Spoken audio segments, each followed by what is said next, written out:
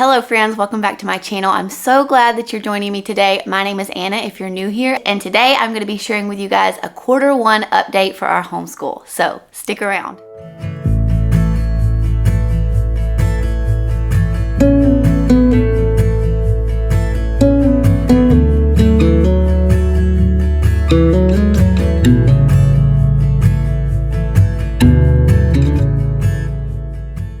Let's talk all about Q1. How did it go? Well, I feel like overall it went really well.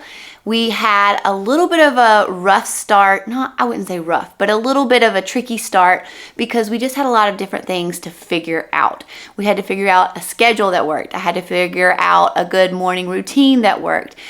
We had to figure out a good flow to our day. So once we figured those things out though, the rest just kind of fell into place, and I would say overall Q1 went really well. So let me tell you all of the details, what we did, what we liked, what we didn't like. I'm gonna start out with the thing that made the biggest impact overall in our homeschool, and that was my mom morning routine. If you haven't seen the video, I'll link it above, but it is very much worth checking out because I kind of explain how it has impacted my life in such a huge way, just getting up early before the kids and having about an hour and a half to myself to get in the Word, prepare for my day has just been completely life-changing and life-giving for me and for our homeschool. I feel like it sets our whole day up for success.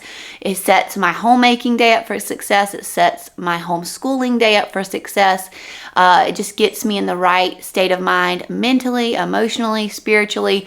So I highly recommend doing that. But that has been the biggest change, kind of tweaking our schedule a little bit to fit our needs, and me getting up early has really been the biggest change and the most impactful change that we made during Q1. Okay, so first I'm going to just go down the line. I'm going to start with my 5th grader and then go down and kind of tell you guys what we're doing with that particular child, and then I'll do the family subjects too and tell you how we're liking each thing that we're doing.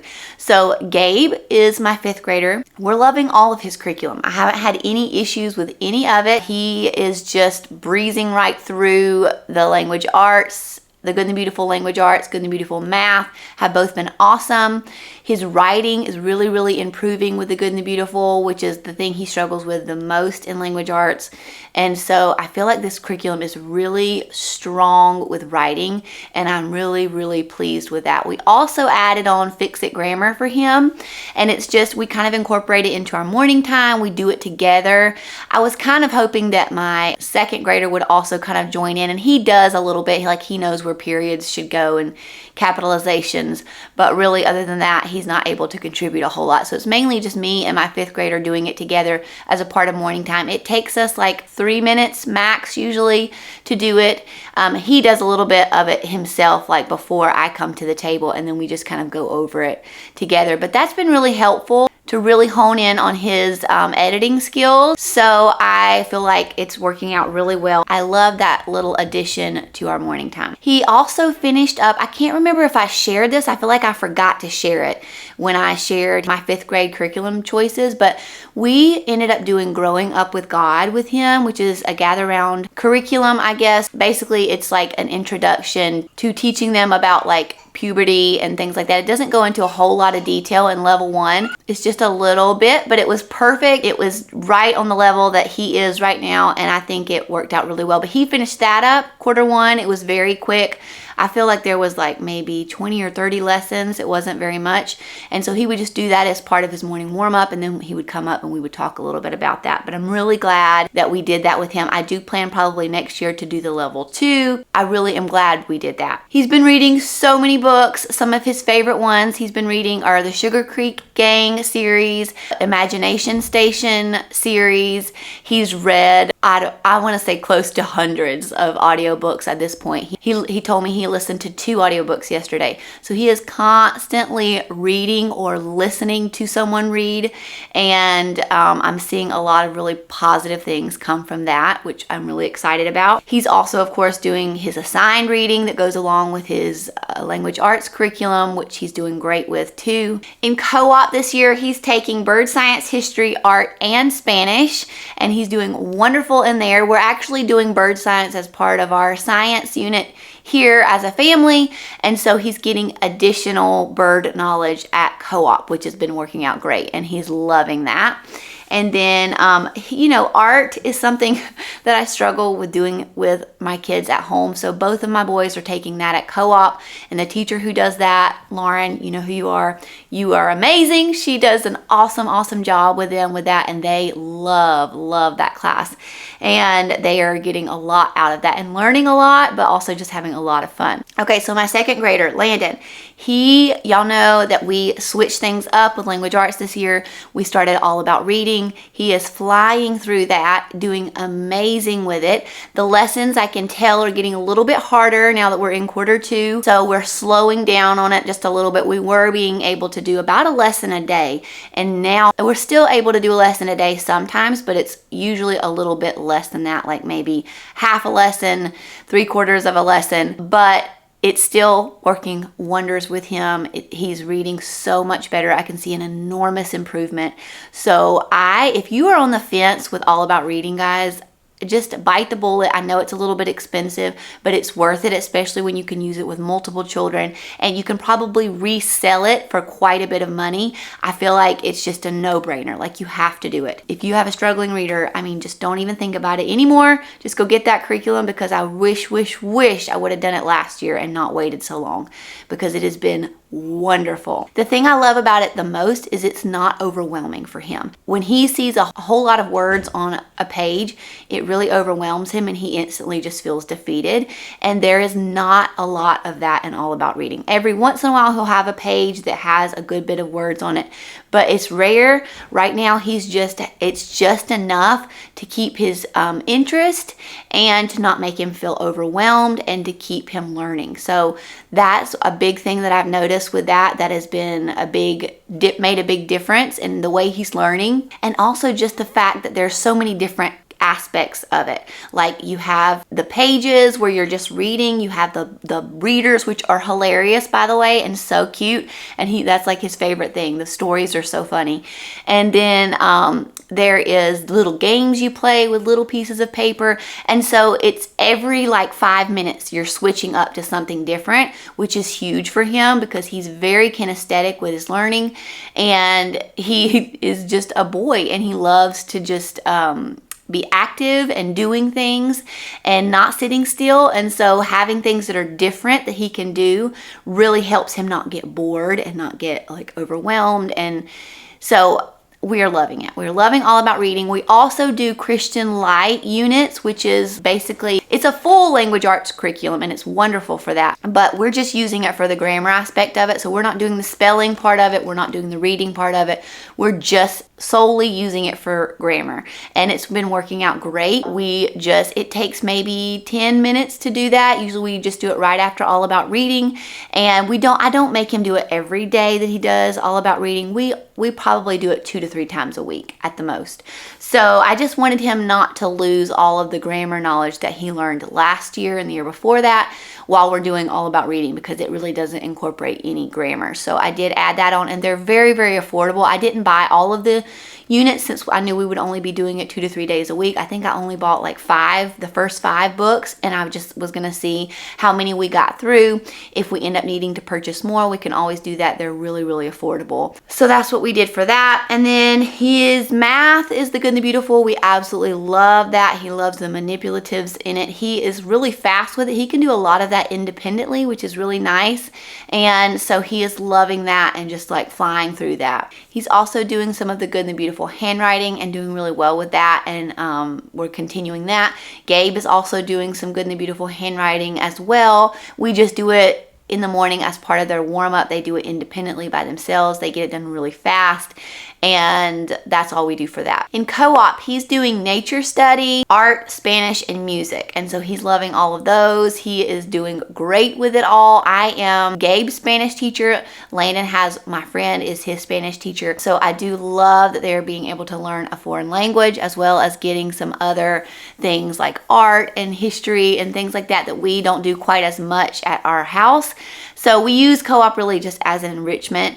We don't use it as like a sole curriculum aspect of our homeschool or anything like that, but we love it. They get a lot out of it, and they think it's so fun, and that's the main goal of it, is that they get some socialization and they have fun and they learn a little bit too. Okay, Emmy Grace, my preschooler, y'all know we're doing the Good and the Beautiful pre-K with her. We love it. We're doing it maybe twice, maybe 2 to 3 times a week, I would say, and she loves it. Like, she brings it to me almost every day begging to do it. It is working great. My favorite thing is all of the songs. That's her favorite thing. She will sit there and watch those songs for hours if I let her, and she's learning so much. And what's funny is even my 2-year-old can sing a lot of the songs and he knows like the is for apple, and he like bites on the apple. Like, he does it with her a lot of times, and he's actually learning some too, which is so funny and so cute to see that. She even wrote a birthday card the other day, y'all. Like, I have not taught her how to write any letters. Like, she knows how to write her name, but other than that, she doesn't know how to write letters. And she brought me this birthday card that she had wrote the other day, and I was like, how did you do that? And she was like, oh, I just asked Alexa. So I guess Alexa spelled it out on the screen and she just copied it, but I was so impressed because all the letters looked really good. I think the P's were backwards, but other than that, like, they looked like something my 2nd grader would have done. Like, it was really good. So that was funny.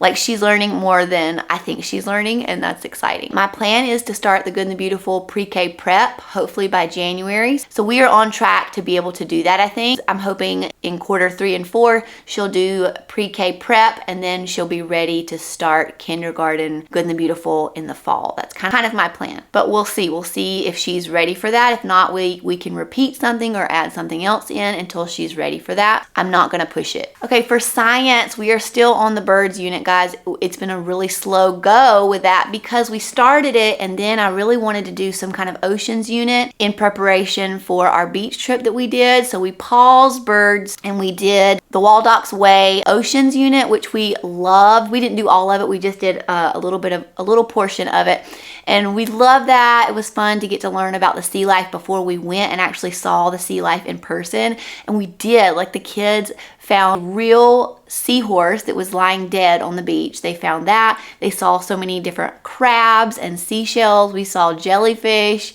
and we saw whales. And so it was really cool to have learned about all of those things and what they eat and how they survive and all of that before we visited it. So I was glad that we did that, but it did put us a little bit behind on our birds unit. So we are going to have to pick up the pace on that a little bit if we're going to finish it by the end of quarter 3. So we are going to work on that. But we are loving that. I think we've done the first 2 lessons, but it's a really good science unit, and we are enjoying that. And we are doing it a little bit with some of our friends. So that's also been a hang up, is trying to coordinate that too with our friends. So anyways, it's also been a little bit of a struggle to fit history and science in. If I'm being totally honest, that has been a little bit challenging. I finally realized that the best time to do it is when my toddler is napping, but even then, a lot of times, that time the other kids are needing to finish their other school, or I have housework I need to do or dinner prep, and so it is a little bit tricky trying to get that in.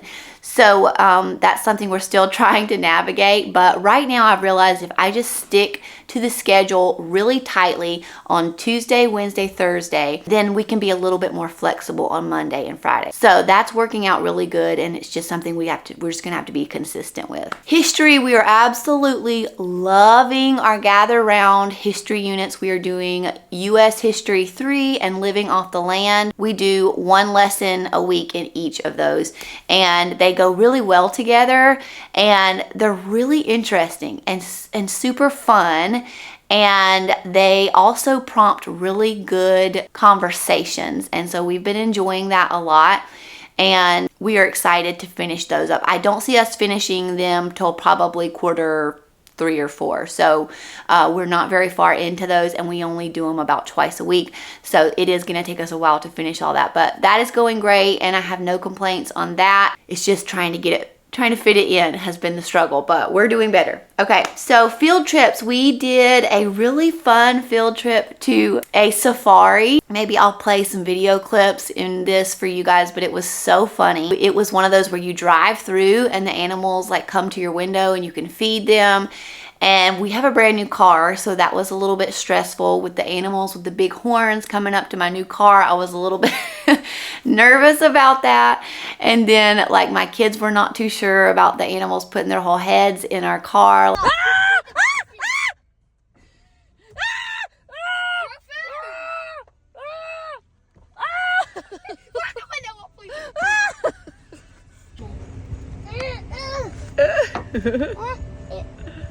Little baby cow. Little baby cow. Here.